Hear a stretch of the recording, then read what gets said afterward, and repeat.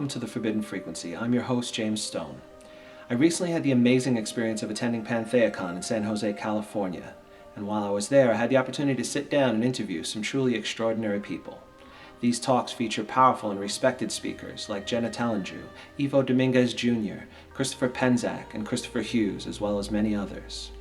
I had decided to ask all of them the same questions, and the responses that I received back were both thought-provoking and inspiring, as they shared wisdom gained from many decades of collective experience across a number of paths and traditions. The first few episodes of the show will feature these interviews, presented one question at a time. As I hope that you will see, there are many differences of ideas and opinions, but there is also a commonality of thought that arises in their answers, an emergent consensus that points toward a shared wisdom regardless of path or tradition. And it is my hope to share this with you, not only the diversity, but the unity of our pagan culture. So sit back, fill your horn, and enjoy the Forbidden Frequency.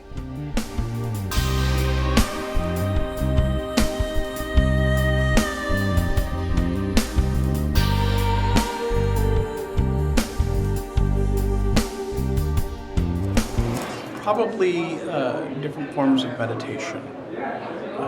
Doing ritual is great, but the assimilation of it generally happens in meditation afterwards.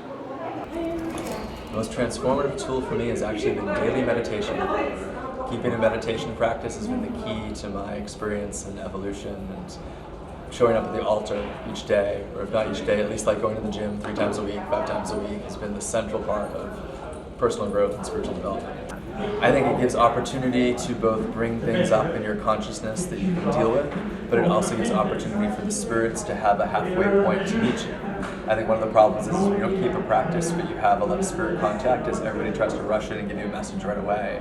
And if you're constantly giving them space and the messages get relayed in a gentler way, it has time for you to work on things. It's not all panic mode from guidance to get everything in one download. And so you have an opportunity to work on things in a much more gentle and systematic way, so you can actually chart your growth and see the changes in your daily life. For me, it was stepping into my witch power and claiming my work as my own and standing on the shoulders of the teachers that I had before me, but not in their footsteps. And taking that step forward was a really big deal for me. Wow, how do you pick? I would say that the single most profound experience that really altered the direction of my life was an experience that I had on the shores of Lake Bala in the Snowdonia National Park, famed for being the legendary home of Ceridwen and the birth of Taliesin. And the place in itself is imbibed with a natural and wild beauty. But I went there one evening with a crisis of faith, because like most people in my country, I was raised a Christian. And during my crisis of faith, as it were, it wasn't so much the Middle Eastern gods that came to my rescue, but rather gods of my land. And that happened on a misty, moonless night on Lake Bala, where suddenly something within that place called to me, and something within me responded to it. And from that point on, along with a few other things, my life has never really been the same as it was then. The most transformative tool, I guess that would be something like prayer in Christianity, or meditation, these kind of spiritual tools that have given me the ability to, or the idea to look inside and outside as well, for inspiration and personal guidance, solutions, balancing thoughts, problem solving. I think that's probably the most fundamental, though. Throwing away all my notes and just going with it, just letting the tools speak to me in their own way. For years I used to have a cheat sheet and used to just read from my cheat sheet, and just kind of throwing it away and letting the universe say what it wants to say through me has been the most transformative. Well, I will say that in the fairy tradition of witchcraft, which is the path that I follow, one of the tools that is foundational to our path is called Kala, which is a waters of purity rite. And this is an exercise that teaches us to transmute and to reclaim our own power. So whereas in other magical paths that I have been exposed to, we might be encouraged to banish negativity, in fairy tradition we're encouraged to transform that negative energy into a raw or positive form and then take it back, so that we're actually keeping ourselves charged as opposed to diminishing our life force. I think one of the most transformational tools on my path has been the ability to read ancient myths and deconstruct them, find their symbolisms, find the ways in which they speak to us as seekers of today and in our modern context, and find that they have laid out for us a pathway to growth and transformation, and you just have to look at them in the right way and the map is clear for you. I do a lot of work with looking at people's personal stories of encountering the numinous, partly trying to make sense of my encounters with the numinous, and I think just the process of being able to listen and providing a soundboard to listen to those stories of the numinous has been an incredibly important thing, because it has given me an understanding of the process of transformation that happens when we encounter God, Goddess, the divine, however you wish to term that. The most transformative thing that I came across was when I discovered that I was to follow a druid path after years of being a Wiccan. It was a transformative moment when I discovered that I was a polytheist. The duotheistic aspect of Wicca wasn't deep enough for me, and especially when I really started to realize there was thousands and thousands and thousands of gods and goddesses out there. The most transformative tool has been working directly with the vision keys.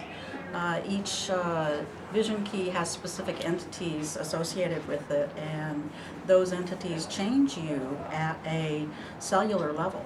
I don't know if it's a tool so much, but owning yourself, claiming yourself, self-sovereignty or self-possession, if you want to call it that. Most people want to go out and do big magic, make big change in the world, bring things into their lives, but you can't do any of that if you're not centered in yourself.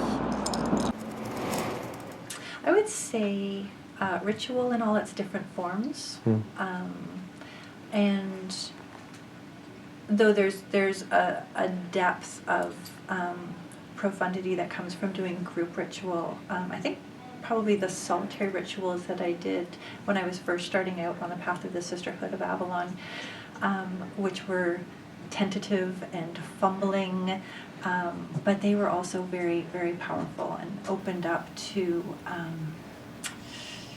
those goosebump moments when you're feeling the energies come in and realize just where it can take you when you continue to put your focus and intention on working in that way. A static motion in dance, just really getting lost in moving yourself. And listening to music and drumming. Every single moment that has been the most transformative for me has been something associated with that. The next thing has always been silence or being alone. I'm going to actually say that the single most transformative tool has been ritual, and in particular possessory ritual. The first time that I experienced divine possession was actually unintended and unexpected. It was not completely something that was outside of my knowledge, because my family's from Cuba and I have a number of family members that are involved in Santeria, so I was aware of the concept, though I was not drawn in that direction. But I was actually at a ceremonial lodge up in the Philadelphia area, and it was not intended, but during the ritual I ended up having one of the god forms plunk down on me instead of the person that was the intended target of the ritual. And it became obvious that I was actually the person that was, possessed for the moment. I'm using that word because it's a good way of describing it. And I suppose, though I had always believed in the reality of gods and goddesses as real and individuated beings, to actually experience that in a way that I said, this is not me, this is actually something other that is sharing my space, changed my worldview in a fundamental way. And I'd say that was the single most transformative experience. If it's an object, it would be essential oils. I have a tremendous fondness for little bottles with things in them. And that's our first episode. Thank you for watching. If you'd like to learn more about any of the guests in the show today, please check out their links in the description section below. And if you enjoyed the show, we'll try to bring you a new one every week, so don't forget to subscribe. And we'd love to hear from you, so use the comment section below and answer the question, what has been the most transformative tool or experience for you? Thanks for tuning in to The Forbidden Frequency.